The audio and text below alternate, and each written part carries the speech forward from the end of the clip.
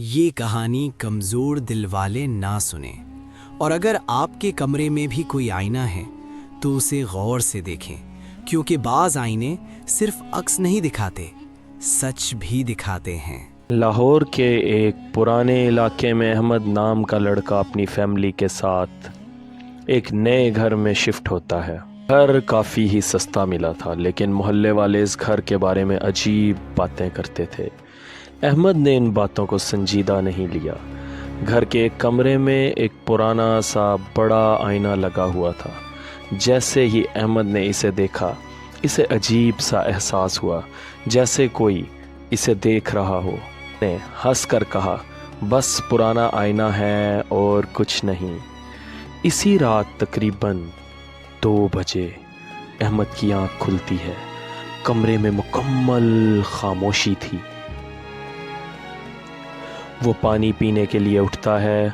جیسے ہی آئینے کے سامنے سے گزرتا ہے، وہ اچانک رک جاتا ہے، کیونکہ آئینے میں اس کا عکس اس کی طرف نہیں دیکھ رہا تھا، بلکہ وہ سیدھا کھڑا احمد کو گھور رہا تھا۔ احمد کے جسم میں سرد لہر دوڑ گئی۔ وہ فوراً آنکھیں بند کرتا ہے اور دوبارہ دیکھتا ہے۔ اس بار سب نارمل تھا۔ وہ خود کو سمجھاتا ہے شاید نیند پوری نہیں ہوئی۔ اگلے دن احمد آئینے کے سامنے کھڑا ہوتا ہے۔ اچانک آئینے پر دھند سی چھا جاتی ہے اور اس پر الفاظ ظاہر ہوتے ہیں، تم سچ سے بھاگ نہیں سکتے۔ احمد گھبرا جاتا ہے۔ اسی وقت آئینے میں ایک منظر نظر آتا ہے۔ وہ دیکھتا ہے وہ خود اپنے دوست کے ساتھ جھگڑا کر رہا ہے اور پھر اسے دھکا دے رہا ہے۔ احمد چونک جاتا ہے، کیونکہ یہ واقعہ کچھ دن پہلے واقعی میں ہوا تھا اور اس نے کبھی کسی کو نہیں بتایا تھا۔ اب احمد روز آئینے کے پاس جانے سے ڈرنے لگتا ہے، لیکن ایک دن ہمت کر کے وہ دوبارہ آئینے کے سامنے کھڑا ہوتا ہے اور کہتا ہے، تم کیا چاہتے ہو؟ آئینہ پھر دھندلا ہوتا ہے اور اس بار ایک اور منظر دکھاتا ہے۔ ایک چھوٹا بچہ اسی کمرے میں رو رہا ہوتا ہے اور پھر اچانک غائب ہو جاتا ہے۔ نیچے الفاظ لکھے آتے ہیں، یہ گھر خالی نہیں ہے۔